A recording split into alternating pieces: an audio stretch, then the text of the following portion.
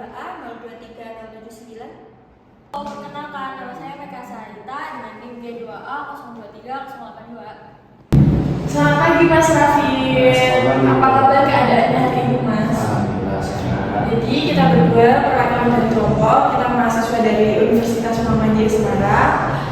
Kebutuhan kami kepada Mas Raffi ingin mewawancarai Mas Raffi mengenai tentang TB paru. Apakah Mas Raffi bersedia? Bisa juga. Sebelumnya buru-buru kali Mas, buru-buru nggak? Oh enggak, kebetulan kosong.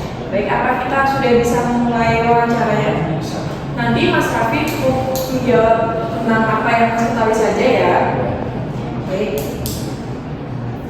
Untuk pertanyaan yang pertama, apa yang Mas Raffi ketahui tentang penyakit tuberkulosis atau TB paru? Mungkin saya sedikit saja tentang tuberkulosis itu ya, paru-paru ya. Untuk kalau itu saya pengen tahu kalau itu penyakit yang mempengaruhi pernafasan. Ya. Baik, di sini akan ada beberapa pertanyaan yang saya akan ajukan kepada Mas Raffi. Mas Raffi cukup jawab setahunya Mas Raffi saja. Nanti saya di akhir akan memberikan penjelasan kepada Mas Raffi. Apakah Mas Raffi bersedia? Baik, untuk pertanyaan yang pertama, menurut Mas Raffi, siapa saja yang bisa terkena TB paru? Apakah hanya orang dewasa atau bisa juga anak-anak? Mas Raffi, bagaimana? Kalau menurut saya kayaknya semua kalangan pun bisa. Kalau menurut saya karena mungkin namanya penyakit itu nggak pandang dulu ya. Itu menurut saya. Baik, setelah itu untuk Mas Raffi sendiri, apa sih yang Mas Raffi ketahui tentang TB paru itu? TB paru ini penyakit yang ada di paru-paru mengenai pernafasan. Baik, selanjutnya bagaimana cara penularan penyakit TB paru menurut Mas Raffi? Cara gejalanya, cara penanganannya. Tidak Mas, bagaimana penyakit TB paru itu bisa ditularkan?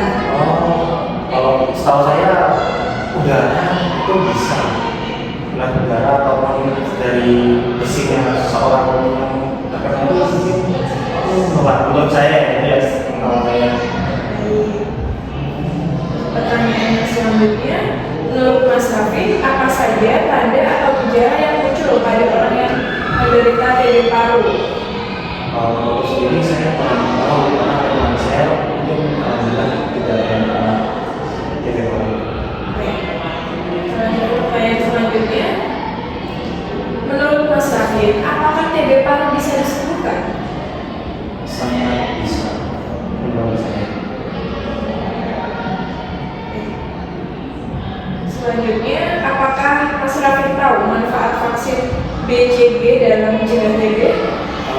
Untuk vaksinnya saya mungkin kurang tahu karena asik sekali mungkin ya untuk awal seperti saya. Baik Mas. Selanjutnya, dari mana Mas Raffi mendapatkan informasi tentang TB paru?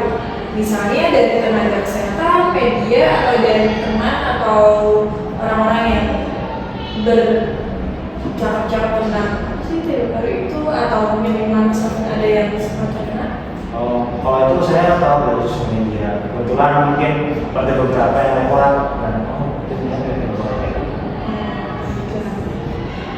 Selanjutnya pertanyaan yang terakhir, menurut Mas Raffi, apakah Mas Raffi tahu berapa lama seseorang dikatakan harus curiga TB jika batuk tidak sembuh-sembuh? Mohon maaf bisa diulang. Apakah Mas Raffi tahu berapa lama seseorang dikatakan harus curiga TB jika batuk tidak sembuh-sembuh? Maksud saya adalah kapan orang itu harus curiga bahwa orang itu bisa terkena TB paru setelah dia mengalami batuk selama berhari-hari? Mungkin kalau setahu saya mungkin ya ada gejala semacam kalau menurut sekitar saya kan bronkitis ada. Kalau menurut saya ya bisa dirawat. Baik, cukup itu saja ya Mas pertanyaan yang saya ajukan pada siang hari ini. Untuk penjelasannya saya akan jelaskan. Baik, saya izin menjelaskan mengenai pertanyaan yang saya ajukan tadi ya Mas. Untuk pertanyaan pertama, siapa saja yang dapat terkena TB? Menurut saya, semua orang bisa terkena TB paru, baik anak-anak, remaja, dewasa, maupun lansia. Namun, yang paling beresiko adalah orang dalam keadaan daya tubuh yang lemah, penderita HIV atau AIDS, gizi buruk, perokok berat, dan mereka yang sering kontak dengan penderita TB aktif. Untuk pertanyaan yang kedua, apa yang diketahui tentang TB? TB atau tuberkulosis paru adalah penyakit infeksi menular yang disebabkan oleh bakteri atau mikrobakterium tuberkulosis yang menyerang paru-paru dan bisa merusak jaringan di dalamnya. TB paru merupakan penyakit yang dapat dicegah dan disembuhkan baik diobati dengan benar. Untuk pertanyaan yang ketiga, bagaimana cara penularan TB? Penularan TB terjadi melalui udara saat penderita batuk, bersin, atau berbicara dan mengeluarkan droplet yang mengandung kuman TB. Seseorang dapat tertular jika menghirup udara tersebut. TB tidak menular melalui makanan, minuman, atau sentuhan fisik. Untuk pertanyaan keempat, apa saja tanda dan gejala TB paru? Untuk gejalanya sendiri seperti batuk berdahak, demam ringan, berat badan menurun, berkeringat di malam hari, nafsu makan menurun, cepat lelah atau sesak nafas bila parah. Untuk pertanyaan selanjutnya, kita ke nomor 5, apakah TB paru bisa disembuhkan? Jawabannya iya. TB paru bisa disembuhkan sepenuhnya bila penderita minum obat secara teratur selama minimal 6 bulan tanpa putus. Pengobatan dilakukan dengan pengawasan tenaga kesehatan agar tidak terjadi resistensi obat. Untuk pertanyaan selanjutnya, apakah manfaat vaksin BCG? Jadi, vaksin BCG berguna untuk mencegah TB berat, terutama pada anak-anak seperti TB tulang dan TB otak. Biasanya diberikan pada bayi baru lahir, walau tidak mencegah seluruh jenis TB. Vaksin ini penting untuk mengurangi risiko penyakit. Oh, seperti itu ya. Iya mas, jadi ini untuk pertanyaan selanjutnya kita cuma kurang 2 lagi mas. Untuk nomor 7, dari mana informasi tentang TB diperoleh? Informasi tentang TB bisa diperoleh dari mana saja? Mas Raffi tadi menjawab dari media sosial. Mas Raffi sepertinya sangat aktif ya mas? Oh ya, aktif sekali.